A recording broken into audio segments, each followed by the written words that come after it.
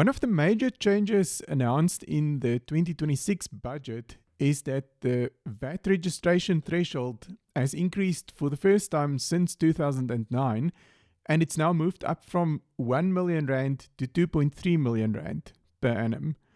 So the question is really, what does this mean for vendors who are in the space between making R1 million supplies during a year and 2.3 million?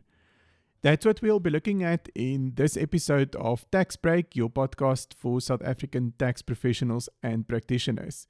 As always, I would like to ask you, if you like the podcast, please rate it on your podcast platform, subscribe for it to receive the notifications every week as soon as a new episode is published, and please share it with your colleagues. I think it makes a real difference if you receive the invite from someone that you know who says that this is something you may like. I want to also ask you, perhaps remind you if you listened to the previous episode, that I've developed a podcast companion app. So the whole purpose of this app is, if you've got an idea for a future episode, you can post it on the app and other listeners can then go in, have a look, see, do they like the suggestion? If they do, they can give it a thumbs up, and from there I can see what I need to build the next few episodes on. So the link for the app is, it's tax.pvdz.co.za/app, so /app. I also want to invite you, if you want to ask me any questions or if you need tax advice, you're more than welcome to send me an email. My email address is also in the show notes.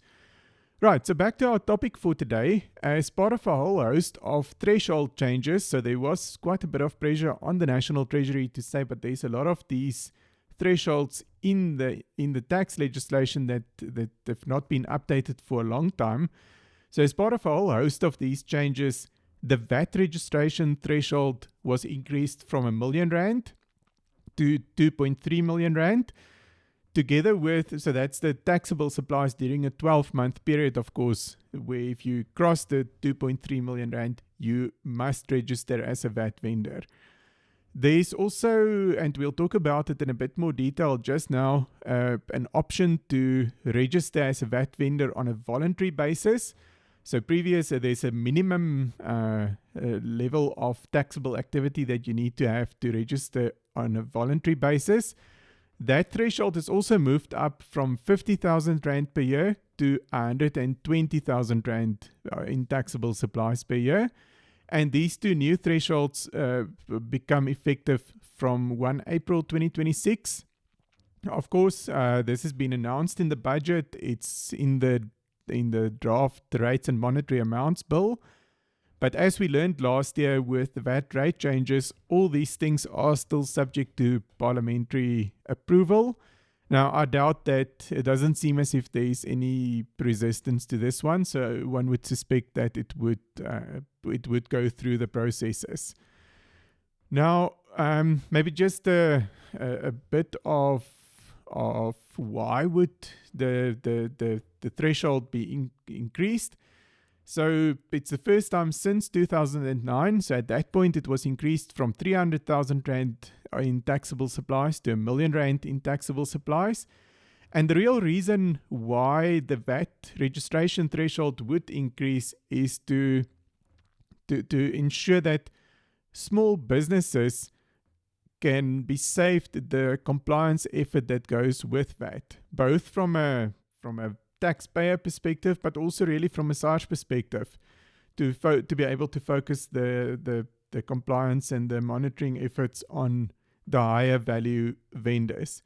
So it is really something that's intended to provide relief to smaller businesses. So as I've mentioned, there's a compulsory threshold. So that's when a small business then needs to register. There's no You don't have any election or optionality if you want to register or not.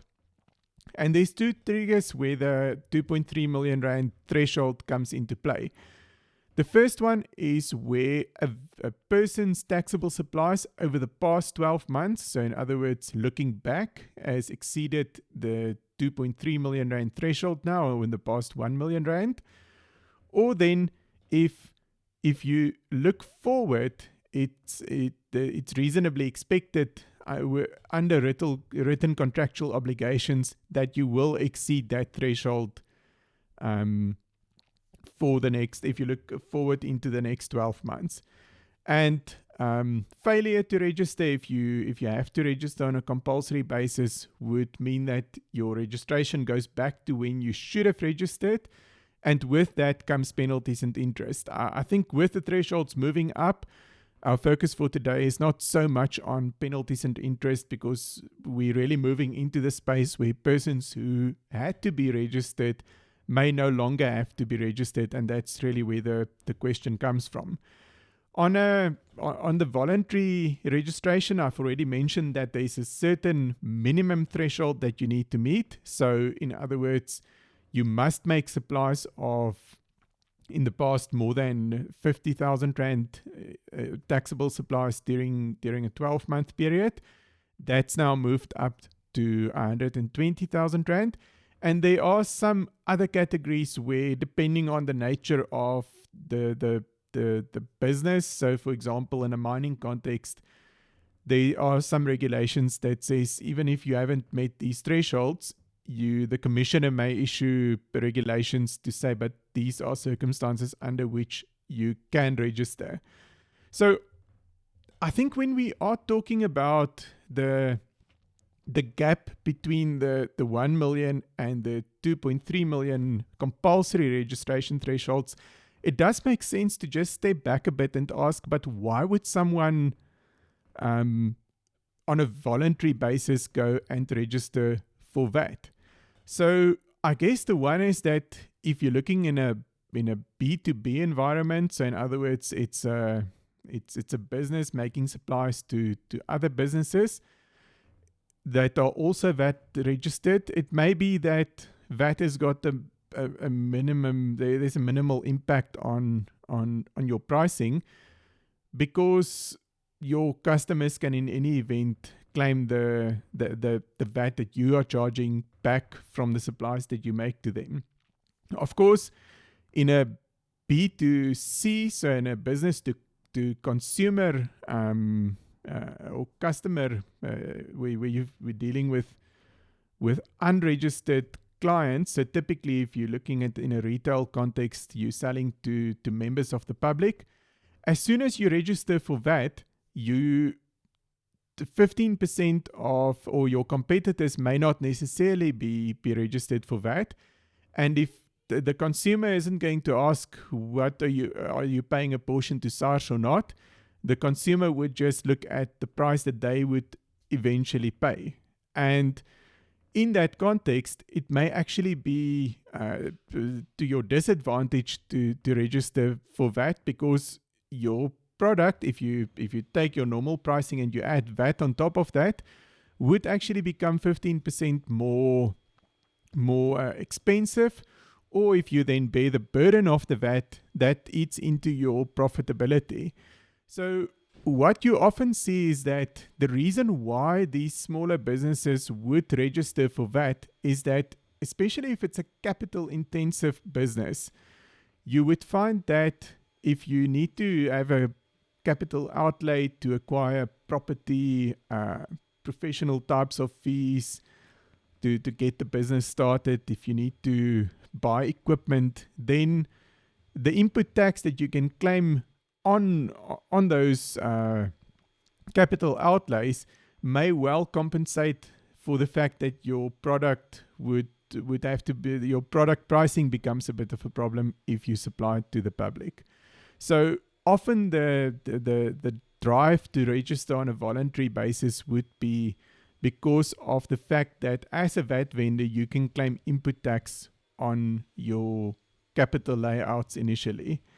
Now, looking at, so what we essentially saying is, because the threshold has moved up, there are some vendors who were previously required to be registered who are now for all practical purposes, registered on a voluntary basis if they keep on being registered. So there's a few important things that SARS indicate in their, they've published an FAQ on the 2026 budget. The first important point for these vendors in that taxable supply space between 1 million and 2.3 million, these registrations that are now essentially voluntary would not be automatically cancelled.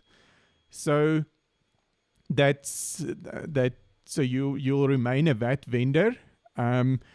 If it happens that you don't meet the revised voluntary registration threshold, 120,000, then SARS indicates that they will send you a notice of intention to cancel your VAT registration, and then this is something the taxpayer can consider and act upon. But for the vendors basically between the 120 and the 2.3 million, nothing is going to happen, and it's the vendor's choice to stay registered or to deregister.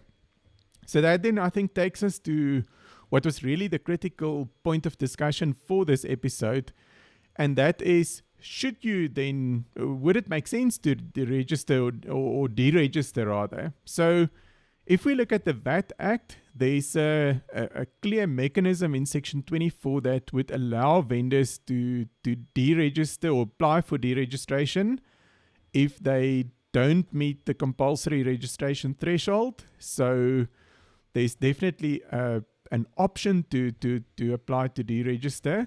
Now, I think what there would be the economics of saying, but could your pricing perhaps be a bit more competitive if you're dealing with, let's say, members of the public who are not VAT vendors and won't be able to claim the input tax back? It could well be that you could drop your price, or that there's a bit more profit on the table if you don't have to pay the VAT over to SARS.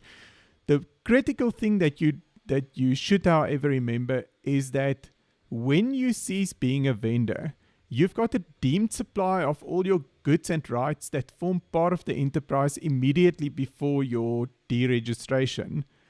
So this deemed supply would then trigger an output tax, so at 15%, and it's based on the lesser of the cost or the open market value of these goods or rights.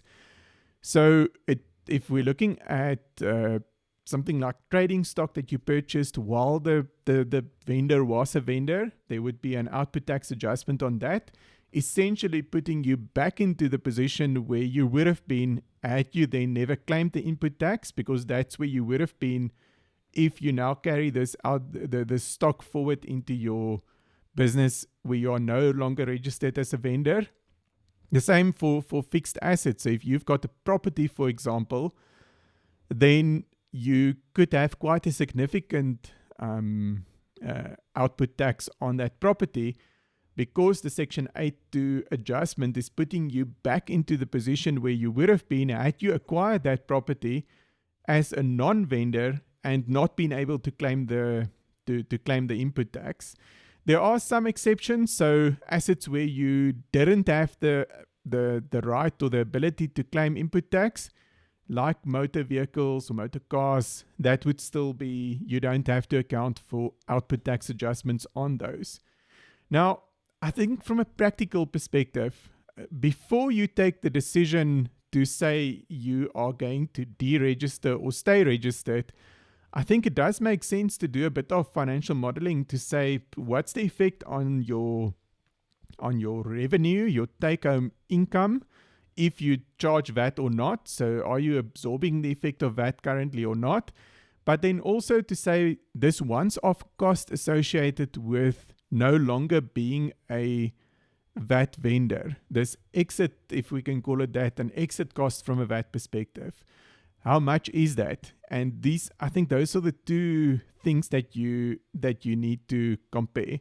So it could be that because of, if you've got a depreciating asset, the fact that you're looking at the at the lesser of cost or market value, that you may not be giving all the input tax that you claimed back. So it might depend on the nature of your assets to see how big the effect of this would be. The last point is perhaps also just to make sure that, and I think it's also a practical consideration, if you are no longer a vendor going forward, if you've got any unclaimed input tax, then you need to make very sure that you've claimed that by the time that you cease being a vendor, because your ability to claim that input tax would then fall away. So there are quite a few practical considerations that you would have to bear in mind if you were to take that step and deregister as a VAT vendor. So the take-home points for today, I think firstly is to be aware of the fact that the thresholds have changed, both the thresholds for compulsory registration and for voluntary registration. They've changed with effect from 1 April 2026. For these vendors in that bracket between 120,000 Rand, with its the revised voluntary registration threshold, and the 2.3 million being the revised compulsory registration threshold. And possibly, I think the more difficult decision would be for those between the 1 million that used to be the compulsory registration threshold and the 2.3 where it's now. You've got a decision to make. Do you remain registered as a vendor or not? And I think the last point that's in my mind a take-home point before we close off the episode is that in making this decision, you need to weigh up whatever benefit you're going to get potentially from a revenue perspective or a competitiveness perspective versus the cost of this Section 8.2 deemed supply of your goods and your rights. And it could be that it is quite expensive to get out of the VAT net because you need to get back to the position where you would have been had you never been a vendor. So that's it for today's episode. I hope that you've enjoyed it. Just a quick reminder, as always, the podcast is not intended to be tax advice. It's for general information purposes only. Until next time, goodbye.